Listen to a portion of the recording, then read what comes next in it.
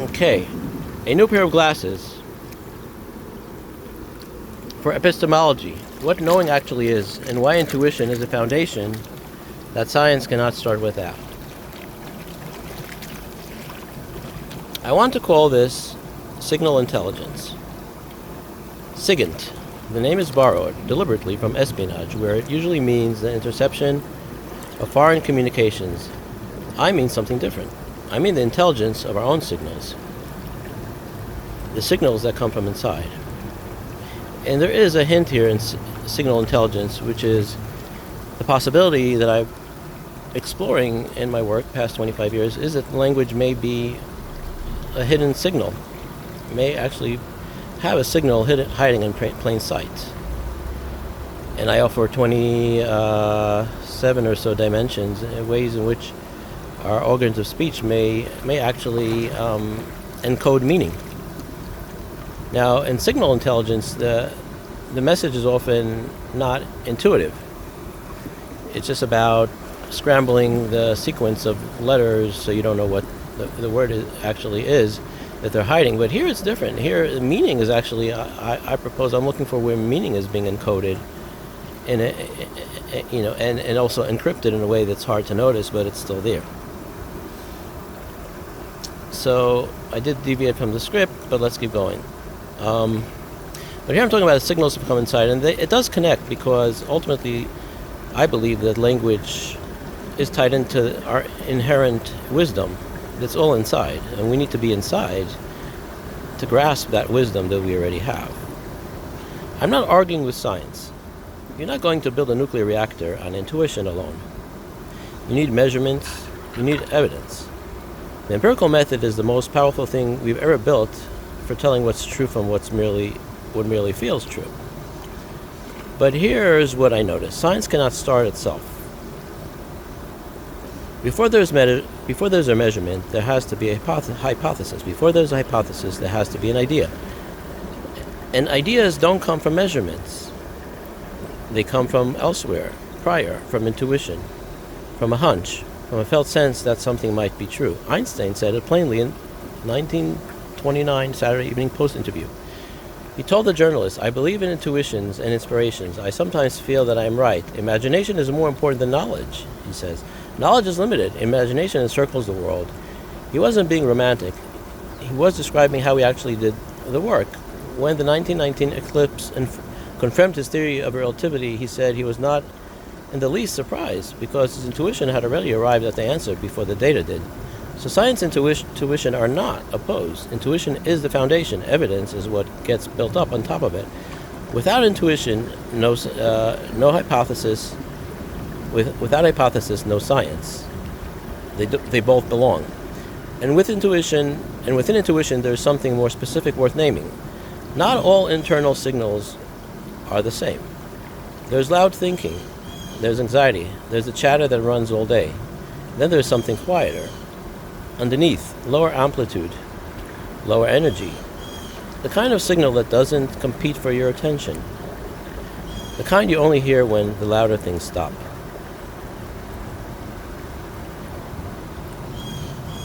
I learned the image for this in the 90s, 1997 or so, at a Shambhala meditation talk in Philadelphia.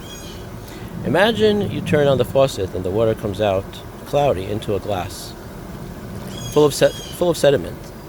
If you let it sit, the sediment falls to the bottom. The water becomes clear, and even if it has bubbles in it, it all settles. The same thing happens to the mind.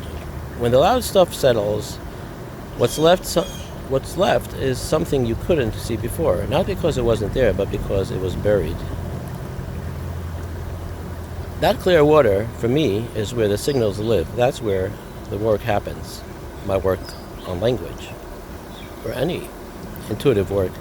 I spent 25 years meditating on words, not chanting, not transcendent, just sitting with a word and with the small portions of a word, each single letter, and how it interacts with a signal that comes out with the word, the sound, and everything else that's involved. Sometimes a single sound and listening for what it carries. What I found is that some words appear to not be arbitrary. I cannot tell you to what extent across all languages there will be words with intuitive meaning. But some words carry a signal strong enough, often enough, to be worth following. And that work that I've done, the meditation on sounds and meaning, I built a framework of 27 or 28 parameters, though it keeps growing, through which meaning may be encoded in sound. This has been an intellectual exercise.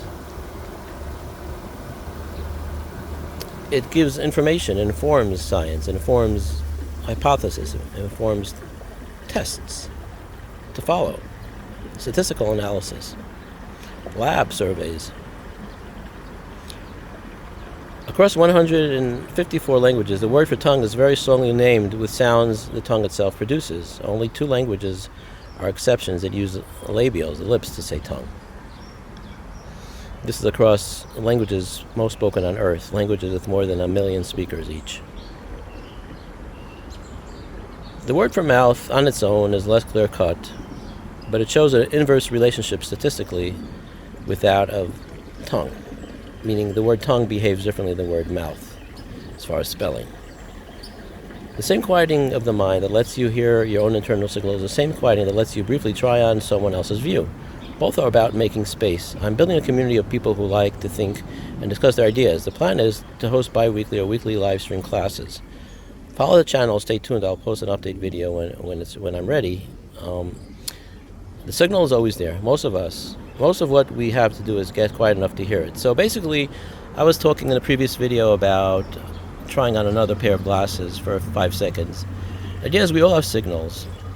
You have your signal, we all have signals. And I'm saying that there's another piece, which is anxiety. Sometimes we're afraid to hear the other person's intuition. We all have intuition. And the point I was making about the kaleidoscope and is the idea that you can sit inside of someone else's ideas. If I feel that something resonates, you don't have to adapt it. But all I propose is to sit, to try it on for a second. I don't believe I can teach anyone anything. The point is that you go inside yourself and you see if it resonates. That's really my general idea of knowledge. I don't know if you could really genuinely teach anyone anything. It's one thing that someone memorizes something and gets an A in a test. Does that mean they learn something? They can repeat it. But to really internalize, for me, it's clear that if it resonates, you yourself know it's true. You don't have to take my word for it. And that's what I'm really saying is, you don't have to accept what I'm saying. All I'm saying is try it on and see how you feel.